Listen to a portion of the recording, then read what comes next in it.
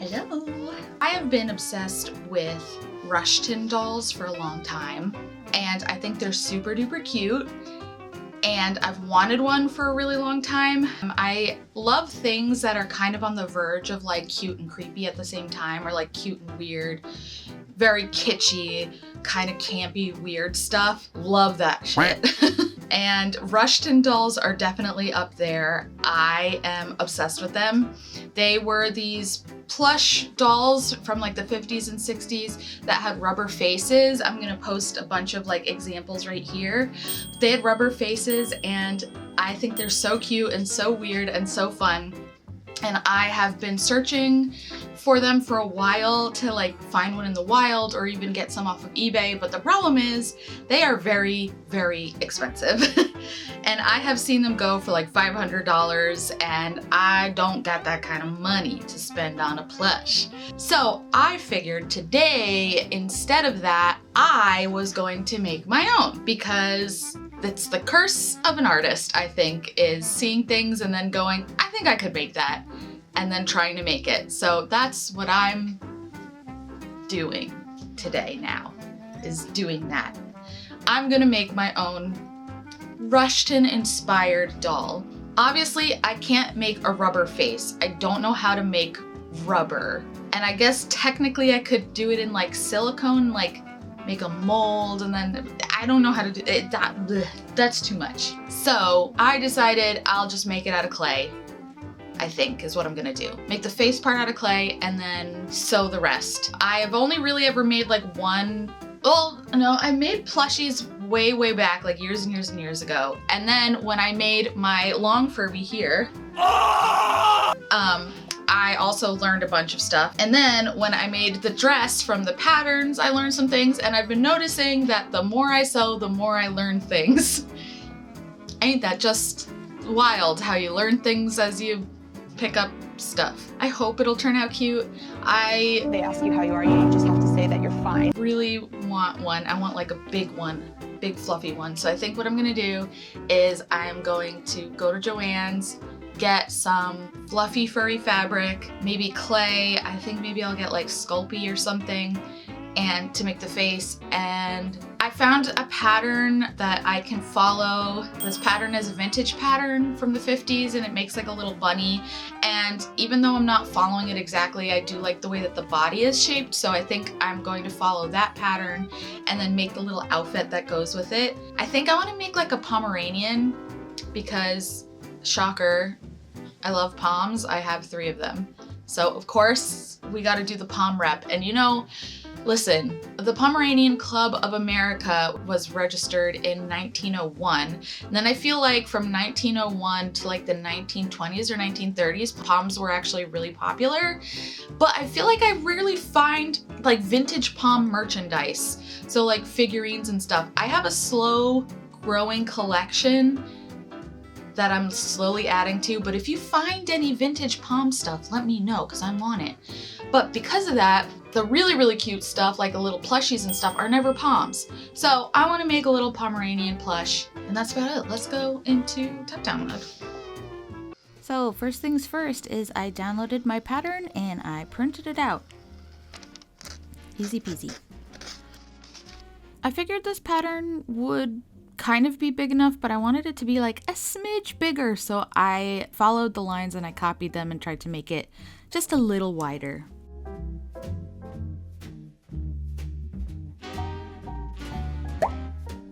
I got my pattern pieces all cut out. I matched all of the sides up. I think I messed this up. I was supposed to tape these all together. Time to fix my mistake. It's time to fix my mistake. The instructions said that I should baste everything together so that it didn't slip and slide around, especially since I was working with fur. So I just went around the sides and basted it all in place, and then I went in with my sewing machine and sewed it properly.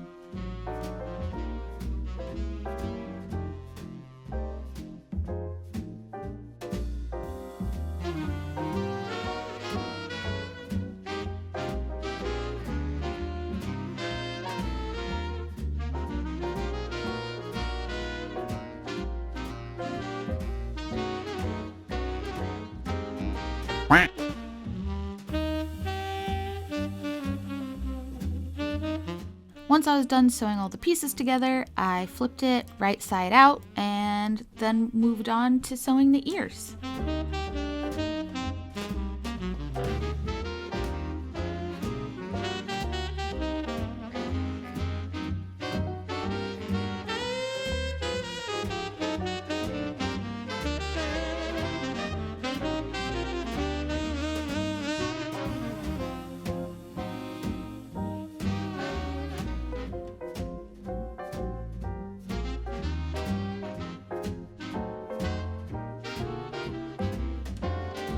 After I attached both of the sides of the legs together with the fur facing in, I actually hand stitched the little satin foot pads on the bottom of the feet just because I felt like sewing it with my sewing machine would be really difficult. I just did that for both legs. I'm not a big fan of hand sewing. Once all of the limbs were sewn, I stuffed them all and then I sewed them up and tacked them onto the body. I like stuffing, that one's fun.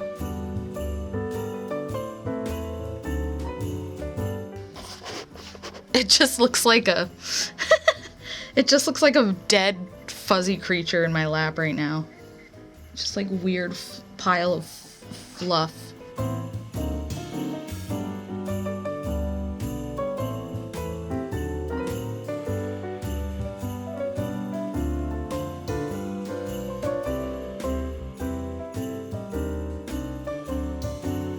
And once all of the limbs were sewn on, the body was done. The limbs are a little loose, so I'm gonna have to go in and like re-tack them a little tighter, but pretty happy with how it's turning out so far. A little tail. So yeah. Now we just gotta make the face. So moving on to the face, I am using Sculpting. I haven't used Sculpting in a long time. I haven't worked with clay in a long time, so I kind of forgot everything, but it kind of came back to me pretty quickly. I decided that I wanted it to be pretty thin because it's going to be on like a soft body, and I didn't want the head to be too heavy that it would weigh everything down. So I tried to keep it like super duper thin. It did end up getting bulked up in the process, but I do go back in and like take out a chunk of it from behind. Quickly realized I needed some form to work on to keep it curved, so I brought out some air dry clay, and while I was waiting for it to dry, I decided to sketch out a bunch of different types of faces so I could narrow down exactly what I wanted to sculpt.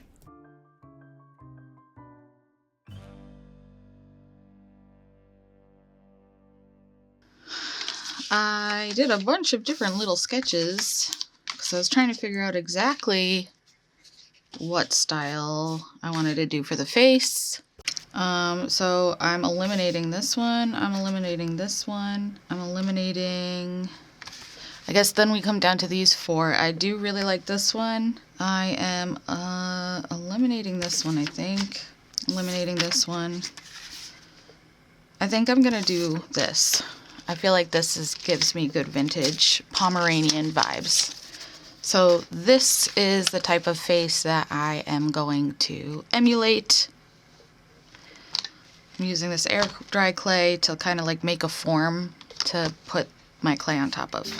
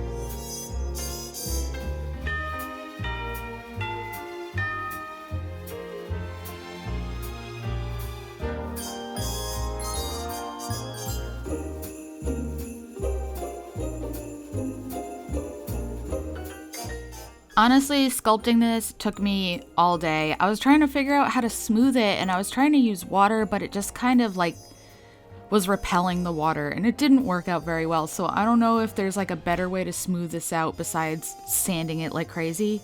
But anyway, because it was getting pretty thick, I went in and tried to get out a bunch of the excess clay that I was building up on the inside here. So I was just literally scooping it out, and it doesn't matter what it looks like because that's going to be on the inside of the plush. Once it was done, I put it into the oven and baked it at I think it was 275 for about like 30 minutes. I wanted it to be hard. Once it came out, I just went to town sanding like crazy. This also took me forever. It was kind of a pain in the butt. And I went through so many little sanding papers.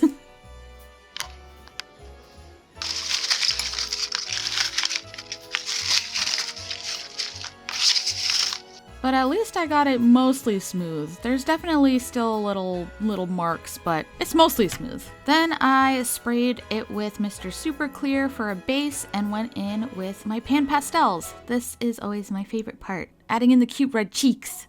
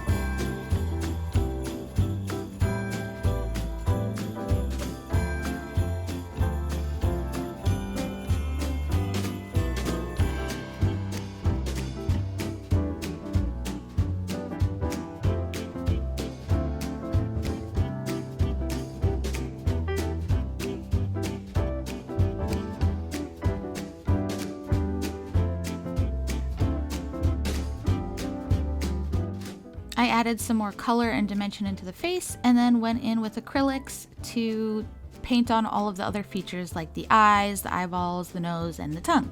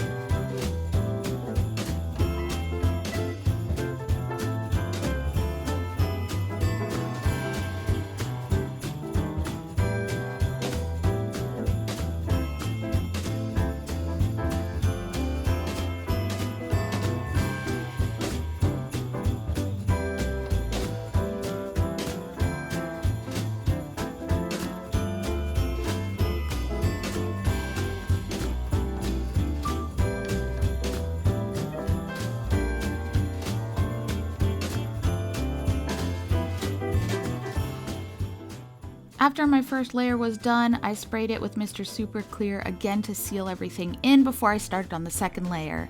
While I was waiting for the face to dry, I decided I was going to use this time to re-tack all of the limbs back onto the body and just make it a little more sturdy because they were very loosely sewn on there, and so I wanted to make sure that they were really on.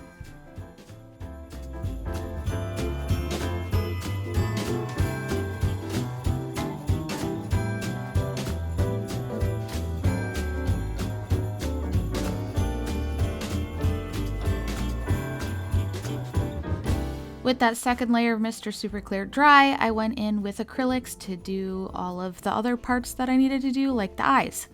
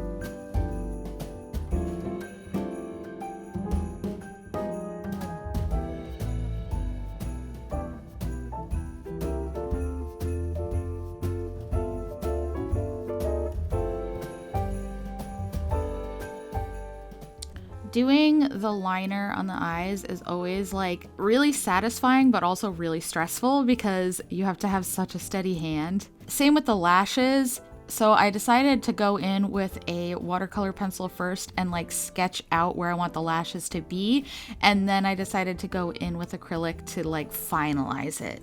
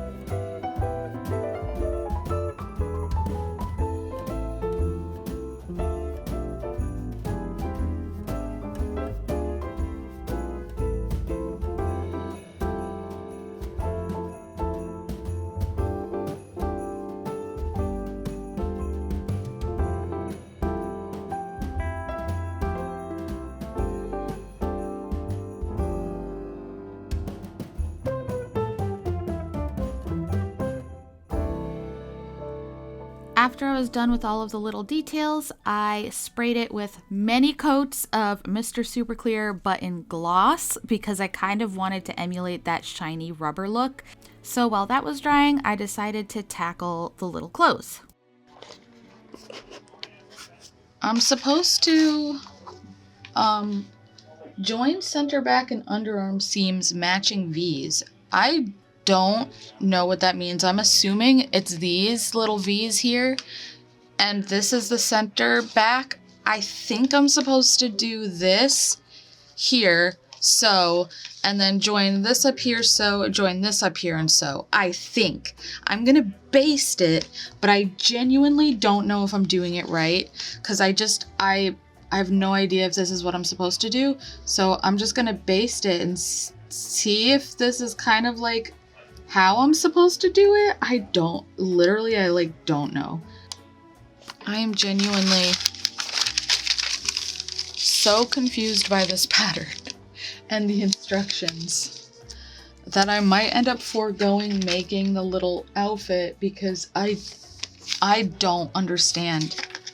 Join center back and underarm seams. This is the center back. And I assume these are the underarm seams, matching these. But then when I try to do that, like I basted these, I matched these together. But then if I match these together, then I don't understand.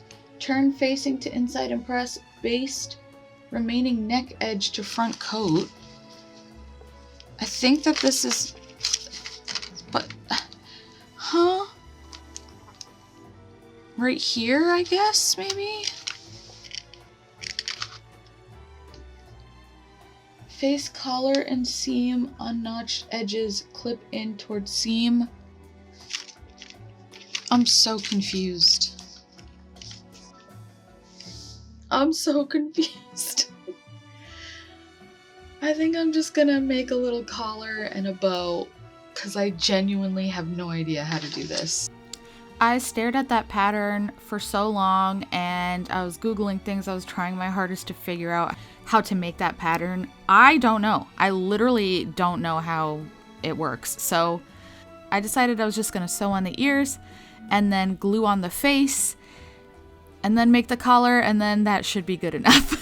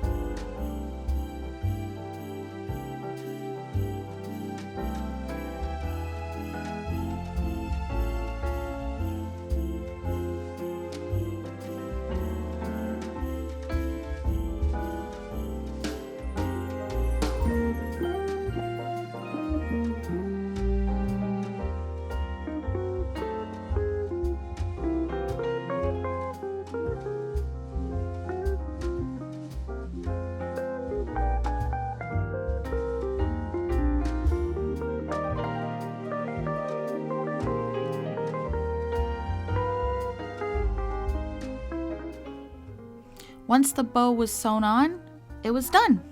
Let's move on to the glamour shots and see the final result.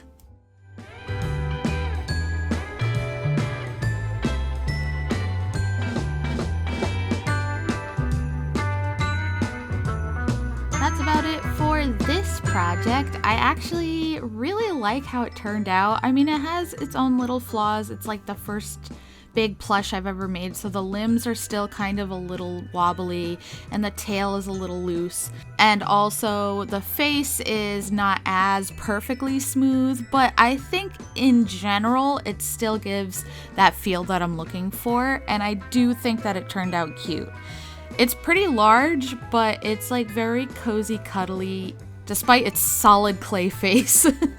I think if I were to do this again, because I kind of want to do it again, I'm going to try to figure out a different way to make the face. I don't know if I need to like 3D model it or like maybe cast it in silicone or something, but I feel like it would be really fun to do different variants of this. I was trying to make a Pomeranian, but I don't think it really looks like a Pomeranian. It kind of looks more like a cat. But hey, what can you do? I tried my best. I feel like when you stylize Pomeranians, they almost sometimes end up kind of looking like cats. I don't know. But I still think it's cute. I am really happy with this. Let me know what you think down below. Leave me a like. It helps a ton. And it tells the algorithm that you like my stuff. Let me know if you want me to do this again, but like with a different animal or maybe like a different type of face. I don't know. I had a good time doing this. So yeah, let me know if you want to see something like this, something similar to this again. I hope you continue to have a wonderful holiday month, and I wish Yuletide blessings on you. Yep, and that's about it. I will see you all later. Bye-bye!